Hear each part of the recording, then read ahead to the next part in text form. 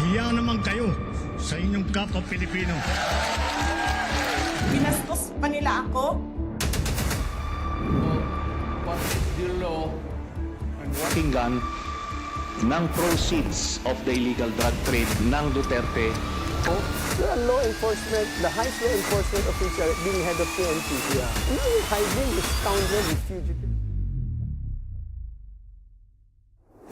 The impeachment trial, well, the Committee on Justice pushed these complaints with the sufficiency in form but not sufficiency in substance. I'm sorry. Well, Ano po yung bakit ano po may yung tingin complaint? ninyo? Yes, ano po yung tingin ninyo why the complaints was pushed through for the sufficiency in form pero hindi siya nakapasok sa sufficiency in substance? Kasi yung form naman. Actually, pero alam mo, dapat dun pa lang sa form, sabi na ni Abante, di ba?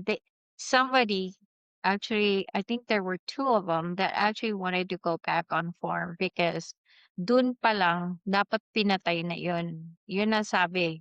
Pero, that being said, madali lang yung form kasi yung form, did it fulfill the basic, yung basic lang na eto, verify ba na may nag-endorse, meron bang, 'di ba parang it's very clinical na yung technicalities lang na yung mga kaya nga 'di ba parang isang araw yung dalawang cases immediately yes na sila dun sa dalawa and there wasn't much fuss about either one, especially since nakalusot yung dalawa. Yung substance, I think it's more dahil hindi na nakalusot, dun na may problema.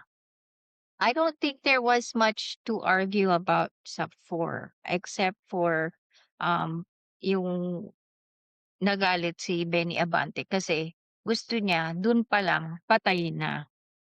Parang 'di ba Actually, yung parang iniisip ko din, lumusot man 'to o hindi, ang totoong labanan dito, this is how I feel about the whole conundrum about dito sa impeachment proceedings. Wala namang kahit naman maipasok pa 'yan sa Senado, Senado pa rin talagang huling magsasabi kung mai-impeach ang pangulo o hindi.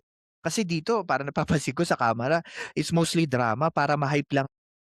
Pero feeling ko talaga from the very start, this will not push through. Pinagbigyan lang sila kasi nag-file sila ng case, 'di ba? Pero para sa akin, feeling ko sa umpisa pa lang hindi na. if you think about it, nasa ano mo na yan like you're gonna have it on your record that President PBBM was impeached in 2026. Supposed to impeachment complaints were filed in 2026. That's very different. Like si VP Sara could have on her record she was impeached twice. Impeached and then convicted.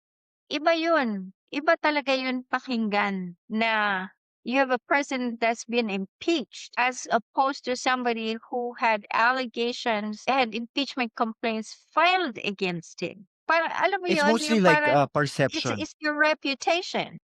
Mhm. Di ba?